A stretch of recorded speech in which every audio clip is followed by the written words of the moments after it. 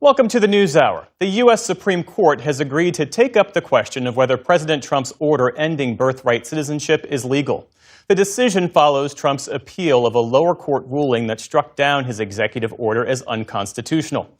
At issue is nothing less than the future of the 14th Amendment, which guarantees citizenship to anyone born or naturalized in the U.S. It's another major Trump immigration policy to reach the court, and the outcome could redefine a core principle of American law. The case will be argued this spring. Separately, a federal judge in Florida has ordered the release of materials from the 2005 and 2007 grand jury investigations into the late convicted sex offender Jeffrey Epstein. A similar request was denied earlier this year, but U.S. District Judge Rodney Smith said he is now granting the Justice Department's renewed petition in light of a new law Congress passed last month requiring the department to disclose all of its records related to Epstein. All right, I need everyone to stop what you're doing and pay very close attention right now, because something absolutely massive is about to happen at the Supreme Court that could change everything about how our government works. We're talking about a case that could fundamentally transform how much power President Trump actually has to run his own administration and control the executive branch. This isn't some minor legal dispute that only lawyers and law professors care about. This is a case that could literally end the Trump administration's ability to control key parts of the federal government. And the Supreme Court is hearing arguments on December 8th, which means we're just days away from oral arguments that could reshape American government for generations to come. But before we go any further, real quick, let's be honest. You can't really trust mainstream media anymore. That's why we built Pump Politics, to bring you real stories, real context, and no corporate spin. If you want to stay ahead of the headlines, join our free newsletter. We'll send the news straight to your inbox every day. Just click the link in the description to join. And if you just want to support what we're doing, join us, be part of the community that actually cares about the truth. All right, let's get back to the video. It remains unclear when the documents will be made public, but the law sets a deadline of December 19th. The Virginia man charged with planting pipe bombs in Washington, D.C. on the eve of the January 6th Capitol attack reportedly confessed to the act in interviews with investigators. 30-year-old Brian Cole Jr. did not enter a plea at his initial court appearance today. Sources familiar with the investigation say Cole believed Donald Trump's false claims about being cheated out of a victory in the 2020 election. Law enforcement officials have not publicly disclosed a motive. Cole is due back in court mid-December for a detention hearing. The Trump administration has unveiled its national security strategy. That's a congressionally mandated document that each administration uses as its worldview. This one focuses overwhelmingly on the Western Hemisphere. The 33-page document said the U.S. would reorient its global military presence with a focus closer to home, countering migration and combating drug trafficking. The case is called Trump versus Slaughter. And if you haven't heard about it yet, you're about to understand exactly why it's one of the most important Supreme Court cases in decades.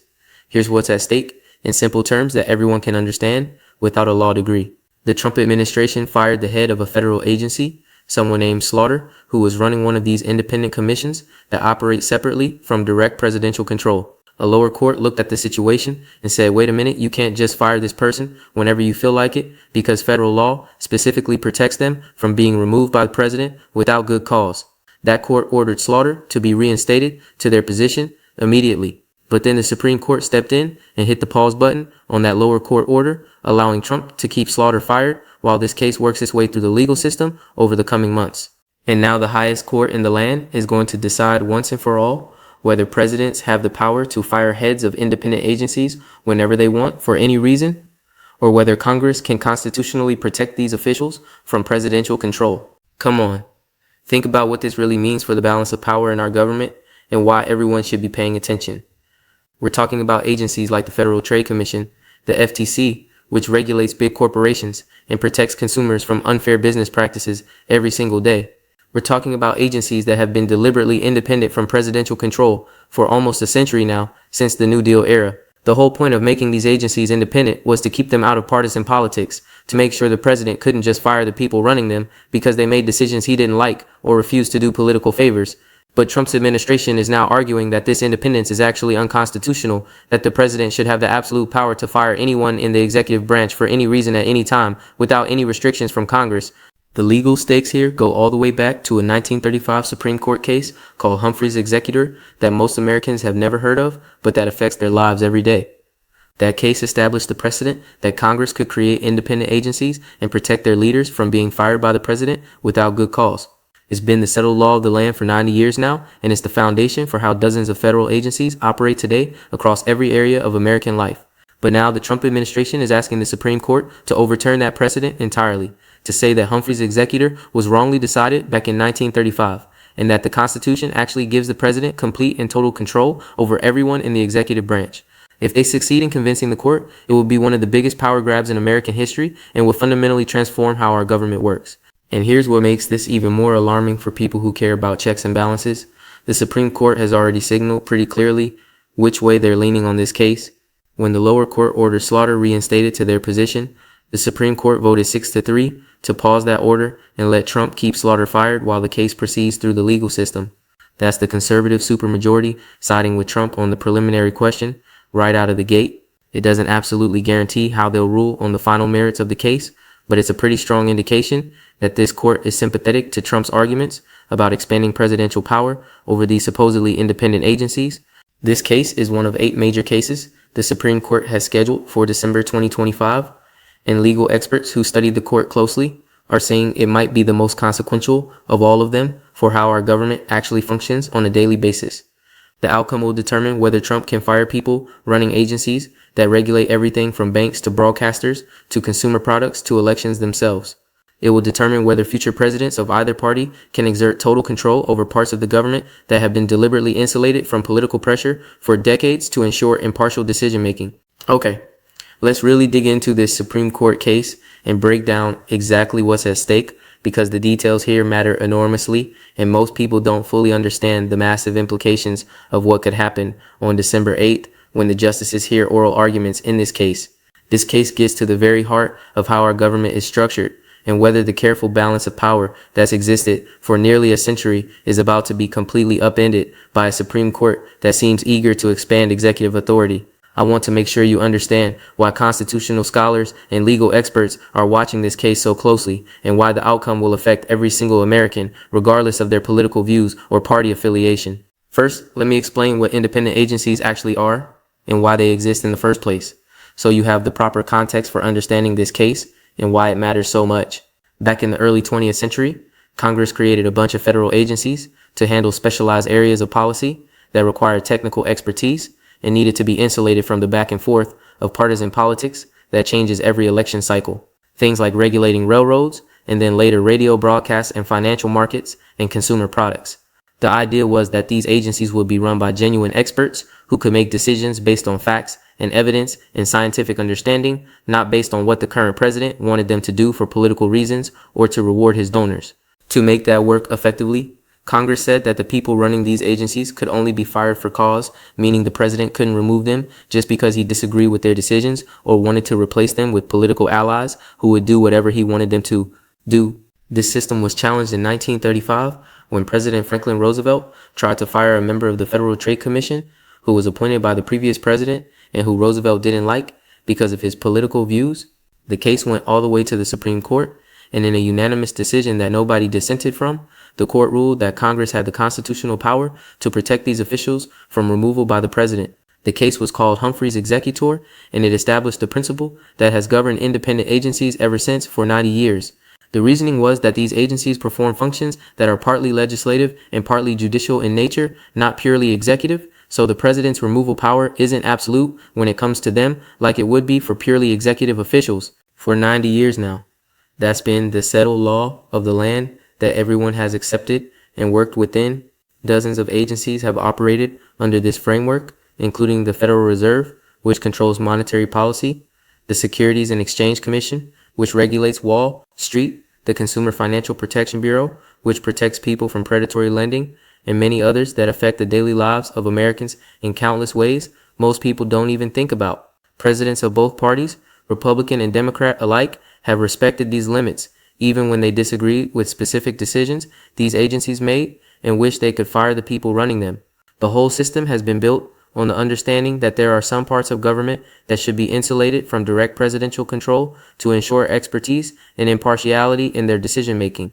But now, the Trump administration is asking the Supreme Court to throw all of that out and start fresh with a completely different understanding of presidential power that would give the executive branch far more authority.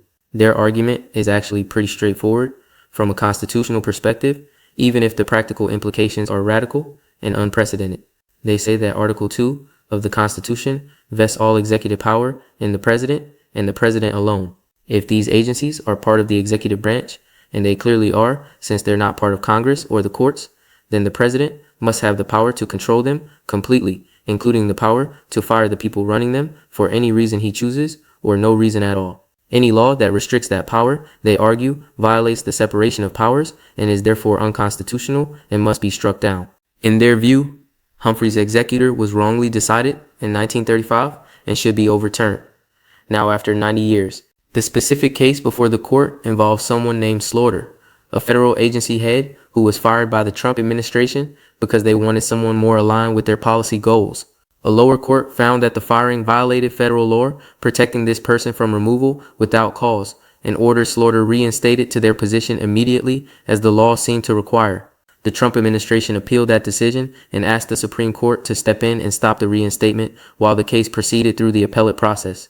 In a 6-3 vote, with the 6 conservative justices in the majority and the 3 liberals dissenting, the Supreme Court agreed to pause the lower court's order. That means Slaughter stays fired for now, while the court considers the broader constitutional question of whether these protections are valid at all. Now, let me explain why that 6-3 vote is so significant and what it might tell us about how the court will ultimately rule on the merits of this case when they issue their final decision.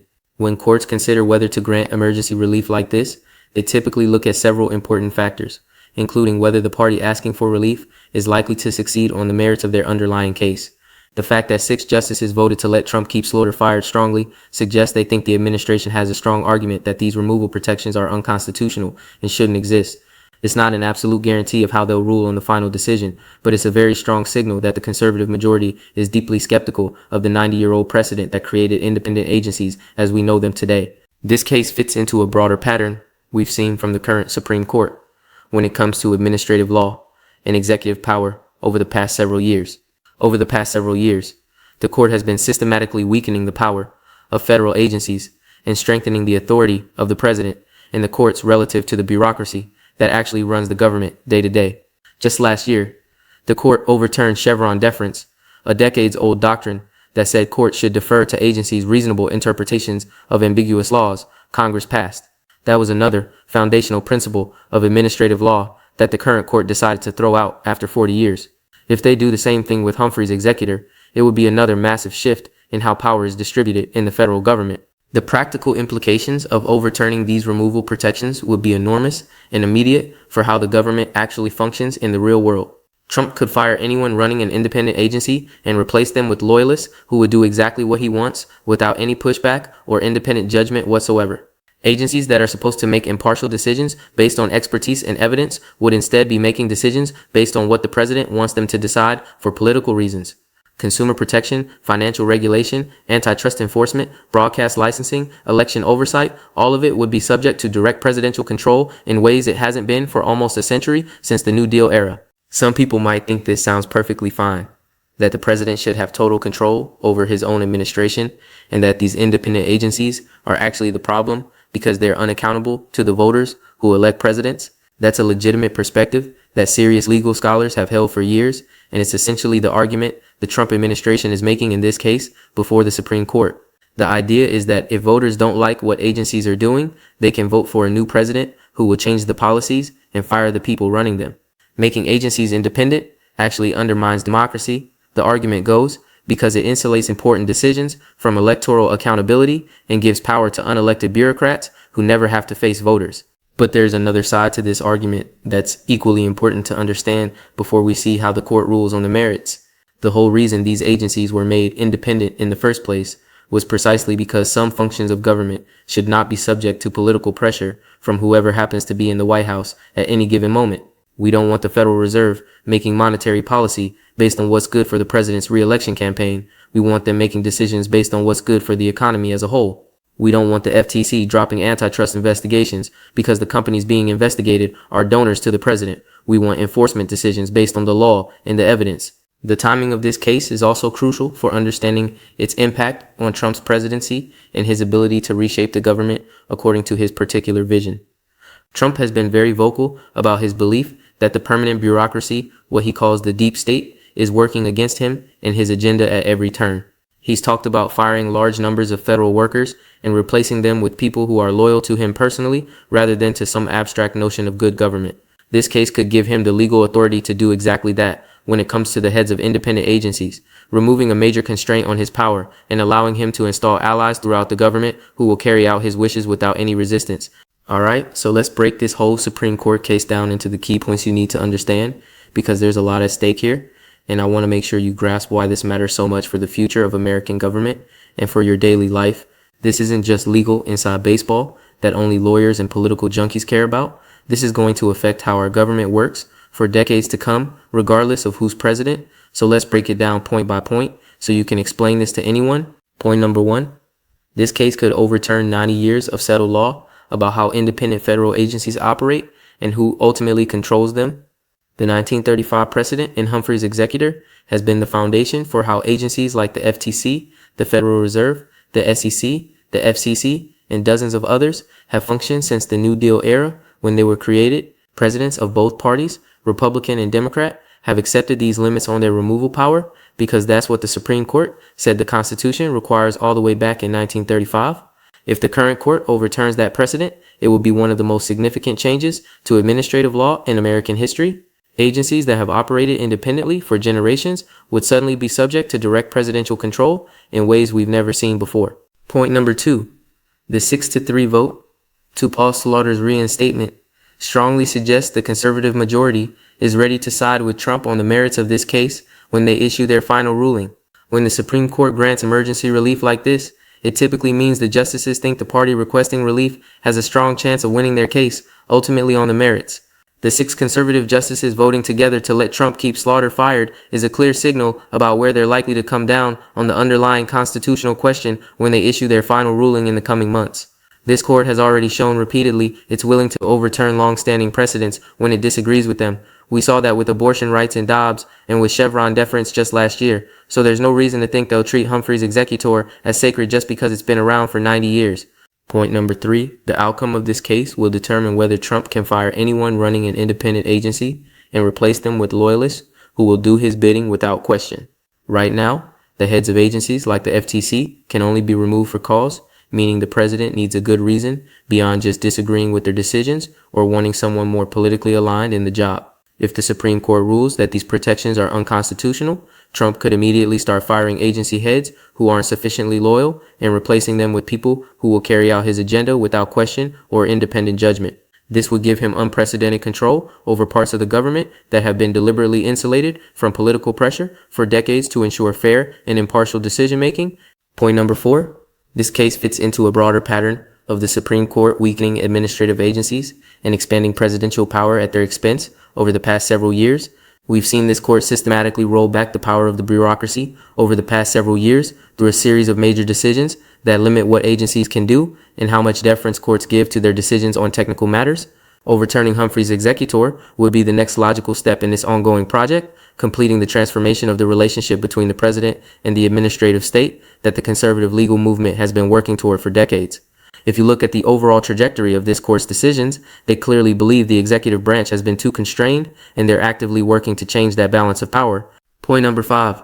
The implications of this case extend far beyond Trump's presidency and will affect how every future president governs for generations to come.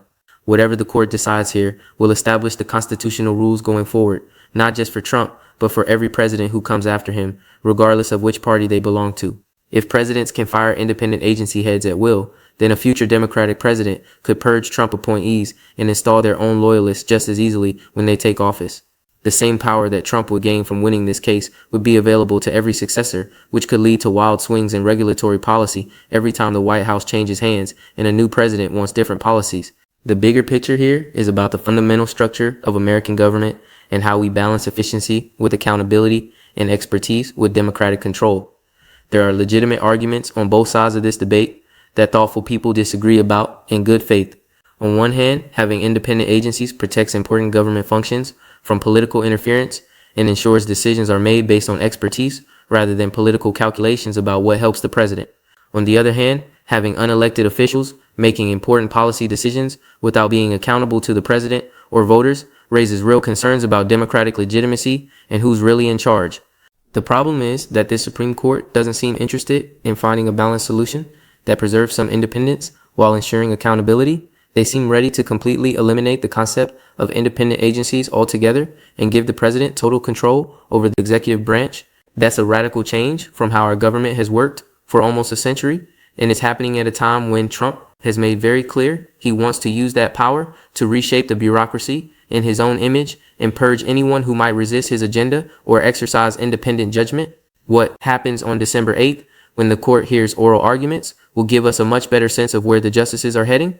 But based on the 6-3 vote we've already seen on the emergency relief question, it seems very likely they're going to rule in Trump's favor when they issue their final decision. That would trigger immediate changes throughout the executive branch as Trump moves to fire agency heads he doesn't like and replace them with allies who will implement his vision without any pushback. The 2026 midterm elections will also be significantly affected by however this case turns out. If Trump gains expanded power to control the bureaucracy, that becomes a major campaign issue for Democrats who can argue he's consolidating too much authority in his own hands. If the court somehow rules against Trump, that becomes a rallying cry for Republicans who can argue the deep state is still blocking their agenda and needs to be dealt with. For now, we wait and watch. December 8th is the date to watch on your calendar. The justices will hear arguments from both sides of this case. They'll ask questions that might give us clues about their thinking and how they're likely to rule. And then sometime in the coming months, they'll issue a ruling that could fundamentally transform how American government works at every level. This is one of those rare cases where the outcome will genuinely affect the balance of power in Washington and the lives of millions of Americans who rely on federal agencies to protect them from corporate abuse and ensure fair markets and honest dealings. The agencies that protect your retirement savings, that keep your food safe, that make sure the air you breathe is clean, all of them could be transformed by what happens in this case. Stay tuned to this channel because I'll be covering the oral arguments and breaking down everything that happens as this case moves toward a final decision in the coming months. The Supreme Court is about to make one of the most consequential rulings in years, and you're going to want to understand exactly what it means and how it will affect the Trump administration and the country going forward. This is absolutely huge, and the stakes could not be higher for American democracy and the future of our government.